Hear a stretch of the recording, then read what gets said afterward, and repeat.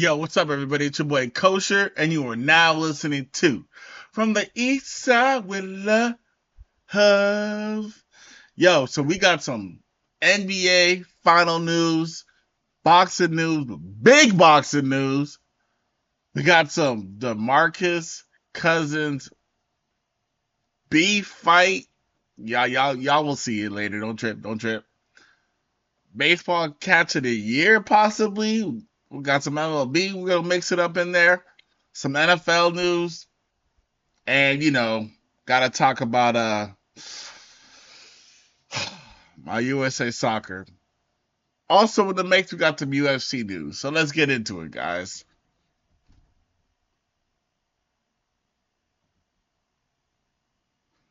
NBA Finals. Game 3. Going to happen soon. Let's talk about it. Basically, Halliburton, you got to be more assertive, okay? That's the way Indiana's going to win. That's how they won game 1. Halliburton got a Halliburton. Halliburton got a Halliban. Halliburton got a Hallie Bomber, okay? That's just what it is. Halliban has to Hallie Bomber. He needs to get it done. This is how they got here. This is how they have been winning, and this will take them, hopefully, to the Larry O'Brien trophy. If he does not play aggressive, they fail to win another game this series, okay? Too many turnovers. Indiana has to stop the turnovers. Halliburton cannot have 5 turnovers, plus whatever he had in game 1. Needs to play more effective basketball. Needs to be more aggressive, okay? I know he's not. He's a really good shooter, and I know he's more of a pass-first guy and a clutch shot maker, but he needs to be aggressive. He needs to find it. He needs to set the tone. He needs to be the leader of that offense. For OKC, Hartenstein is doing his thing, okay? Dominating the boards, getting these points. Shy, doing their thing. Williams, Dort, doing their thing. Hell, Caruso basically having more points than all of the Indiana players last game. Hell, Indiana, you cannot let that happen. Caruso being the defensive genius as he is, and you letting him outscore your whole team, basically? No. Not necessarily outscore, but having more points than your top scorer on your team. That's not winning basketball. You will lose. Hell, you were supposed to lose game 1, but y'all play persistent. Y'all play with grit. Y'all came back with all them turnovers and did your thing. Thanks to Hallie Bomber. But OKC has that number 1 defense for a reason. And Hallie, y'all didn't just get here by playing passive, okay? That killer mentality that y'all went into MSG with, y'all need to bring that home. Y'all need to win these next 2 games. Don't split it. Do not split these next 2 games. 3 and 4, we need everything.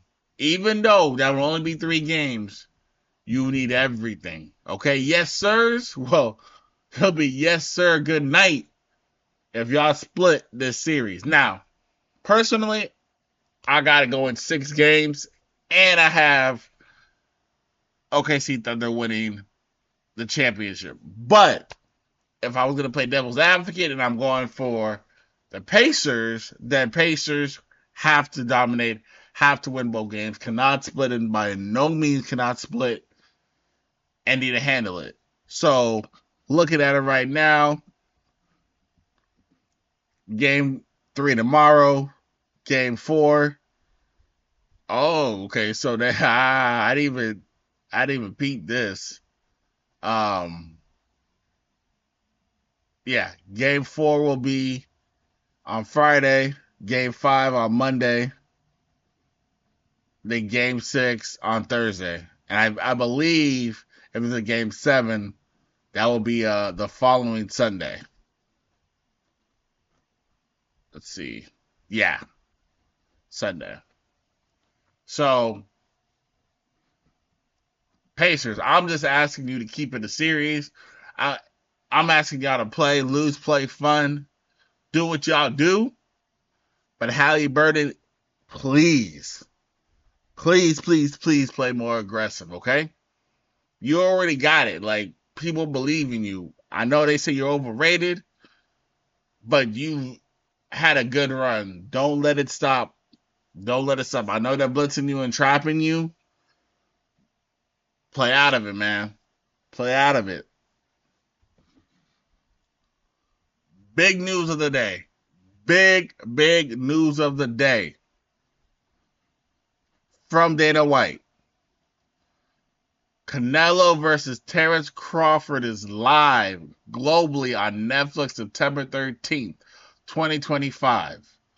Turkey wants to make the biggest fights that the fans want to see in boxing. This is right up my alley. Are you kidding me? That the first boxing fight I'm going to get to promote is Canelo versus Crawford. It's literally a once in a lifetime fight. Live on Saturday, September 13th, streaming globally on Netflix. Two of the greatest boxers in the sport will meet in a historic fight from Las Vegas.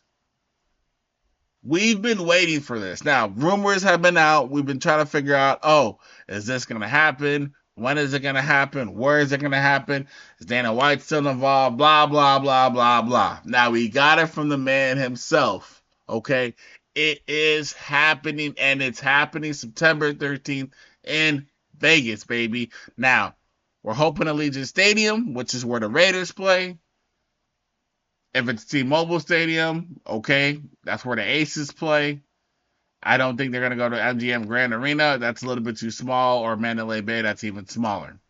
The Sphere is a little bit less than where the T-Mobile has a little bit less seats than the T-Mobile Arena. Probably be a dope experience, but I think they want to ring in more money. So I don't think it'll happen at the Sphere. I think it will happen at either Allegiant or T-Mobile Arena. But we have it now. We have the date locked in. We have the destination locked in. Both fighters are ready, or, about to be ready, right? Where early June, so we have June, July, August, September, about 3.5 months, give or take. And yeah, man, the build up once in a lifetime. Like, Dana White has been very, very lucky to be part of some big events. Obviously, another big boxing event that he was part of was Floyd versus Conor McGregor. The build up to that, one of one. Canelo versus Crawford. Crawford going up several weight classes to fight the dominant pay-per-view king right now, and Canelo, arguably, okay? We know Tank's there. We know some other fighters, but arguably pound for pound, we know Canelo has been beaten recently, but pound for pound king of pay-per-view right now is Canelo, okay? Crawford, this is where he wants to possibly rest his hat on right here. So he's going to go up to 168. He was fighting at 147, went to 154. Now he's jumping to 168 to go against Canelo. I mean, it's almost hand in glove perfect for Canelo. He gets to fight a smaller fighter, but if you actually look at him, stature-wise, Crawford's a little bit bigger. Canelo is a little bit smaller man, but a heavy 168, if that makes sense. Looks stocky. And Crawford is a bigger man, but a smaller fighter. So, and weight classes mean everything in boxing. Everything. So, this is one for the making, people. Early predictions, I would love for Crawford to win, and I think he wins by decision. But we're gonna definitely pay attention and hopefully have some stuff ahead of us for the future. Speaking about fighting, we just came off UFC 316. That was a Sean O'Malley versus Merab Dvalishvili. I'm sorry, Merab. That's a rematch. Merab got it. One submission, as you guys can see, round 3. Dominated the fight. Unfortunately, this is back-to-back losses for Sean O'Malley. Going back to the bus now. Going to the end of the bus and back of the bus. Also, we had a co-main event of Juliana Pena versus Kayla Harrison. Kayla Harrison literally did everything she could to make it 135. She won. Submission, Kimura. I forgot how Merab won. I believe he had almost like a guillotine choke on Sean O'Malley, but thoroughly dominated him. Juliana couldn't get Kayla Harrison off of her. And yeah, so she looks like she's gonna actually drop the 135 belt. Amanda Nunes is gonna come back, and they're gonna fight up for the 145 belt. Juliana says she wants to wait for the winner of that. We'll see what happens. But coming up this weekend, we have this Atlanta card is sick. Kamaru Usman versus Joaquin Buckley. That's going to be a great fight. Buckley's an up-and-coming fighter. Almost a little bit of a, I would say, Usman-like type fighter. So we'll see. Can Usman take away the contender, or is the contender going to come put the old man away? Yeah, this could be a passing of the torch fight. I'm going for Buckley. Rose Namajunas versus Miranda Maverick. I do not know too much about Miranda Maverick. I am a Rose Namajunas fan. Thug Rose got it, so I'm hoping for her. Cody Garbrandt. We'll see what we get out of that. So yeah, this is a decent card in Atlanta. Not bad at all. Not bad at all. We'll see what happens. So I'm going for Buckley, Rose, and everybody else just to pick them for me. I'm just going to be a fan of the fights and see what happens, okay? So earlier I was talking about DeMarcus Cousins, and I want y'all to see this clip. Woo! Y'all just let me know what y'all think.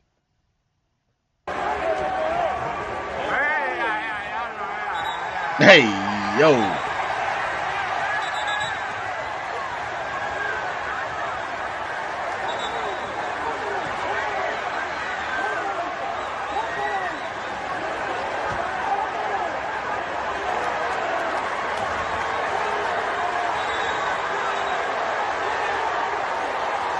Así me pongo yo cuando le digo a mi esposa que voy de jangueo con los panas y me dice que no.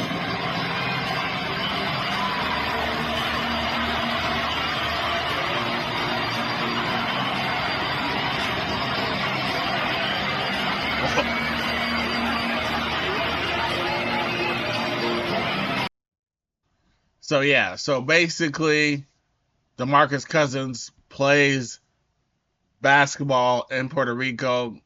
I don't know what happened before that where he starts interacting with a fan, grabbing his crotch, being belligerent in a sense, touching the fan. Don't know what happened. He gets ejected. As you see, he's walking out to the locker room, starts posturing up like he, what's good. Fans start throwing middle fingers, I'm sure, probably going after him, yelling crazy stuff at him. Then they start throwing beer. Unacceptable, obviously. I get if you're passionate, but that's kind of disrespectful both ways. Two wrongs don't make a right at this point, right? And yeah, he wanted smoke. You know, we saw what happened to Ron Artest. We saw what happened to Jermaine O'Neal. Like, y'all need to chill out, bro. Like, athletes are people too. I understand they get a lot of money. I understand sometimes they seem bigger than life, but they got patience. They got feelings. So, they're human beings. So, um, again, I don't think it was right. Obviously, DeMarcus Cousins got the end of the worst end of the stick because it looked like he almost fell. Could have probably injured himself, or it looked like he did fall slip. Could injure himself. Who knows? But I do hope that team, that arena, reprimands those fans. We gotta be civil to a point. Like, I don't mind trash talking or whatever, but no physical altercation with players, and be somewhat respectful. So yeah, that was unfortunate. Um, just happened, so we don't know what the repercussions are for DeMarcus.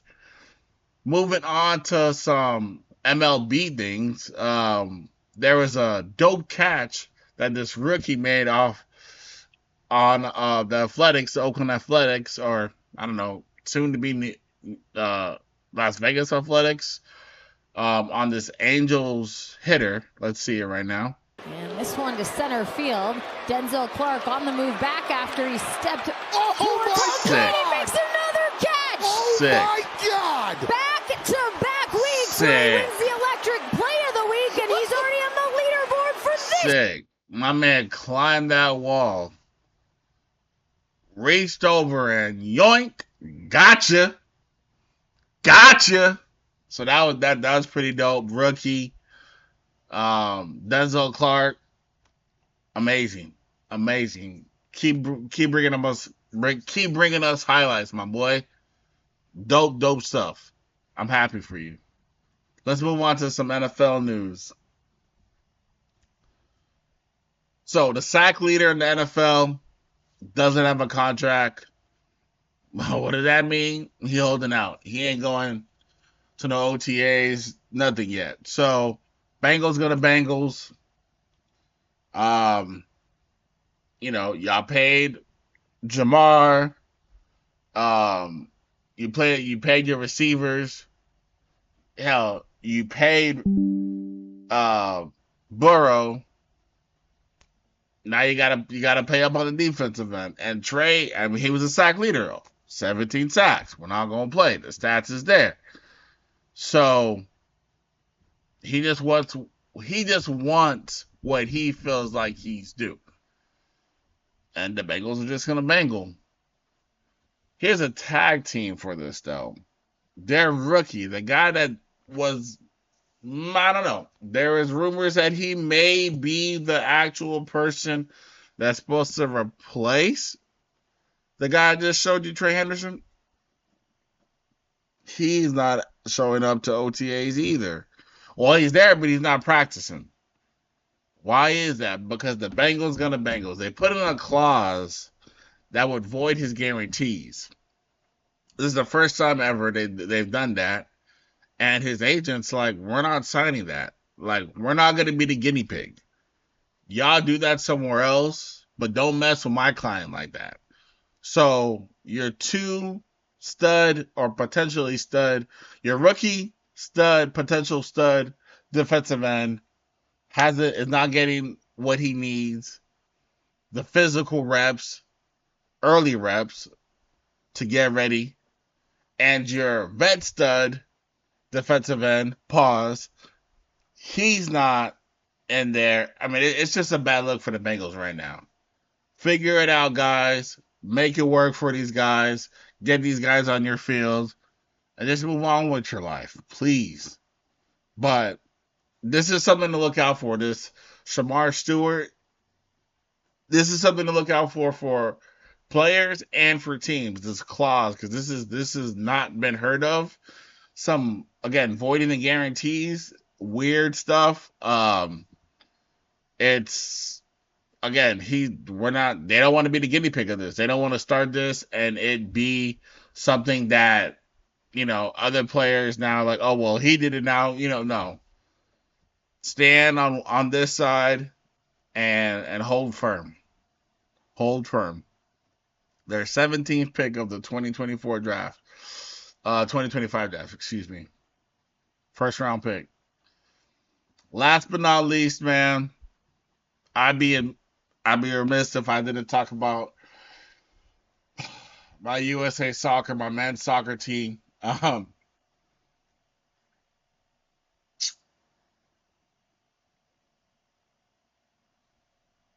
don't know. Lost 4 in a row. Again, I understand. This is not the A team. But do you think the A team would do that much better? I don't think so. I don't have confidence in this team right now. They lack chemistry. They lack the passion. They lack the pride. And it's not the new coach's fault. Hooch's fault. It's not his fault. It's just the team. It's just the era, man. These kids don't want it. They're not hungry. Individual brilliance or accidental soccer does not make for a team. They need to play team ball. They gotta find the heart. They gotta wake themselves up. A lot of people are not happy with the fact that several of our star players decided to opt out of the Gold Cup and the tournaments this year coming up. World Cup is literally a year away. You need all the time, all the prep time, gel time, whatever you can think of to get this working, guys. Time is running short and it's not looking good. I don't think it's on Pooch's shoulders, even though it is. But yeah, I'm thoroughly disappointed. 4-0. I mean, 4 goals in the first half is nasty work. First time a USA team lost 4 in a row, and God knows how long.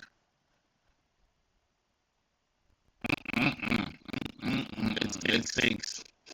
It smells bad, and I'm not with it, man. Yeah. We gotta figure something out. Anyway, guys. Your boy Kosher. Y'all can find me on Twitter, Kosher FTESWL. On Instagram, from the East Side with Love, _ on the East Word. TikTok, Kosher FTESWL. On YouTube, from the East Side with Love, 562. Show your boy love. Follow, subscribe. Hit me up if y'all want to do something.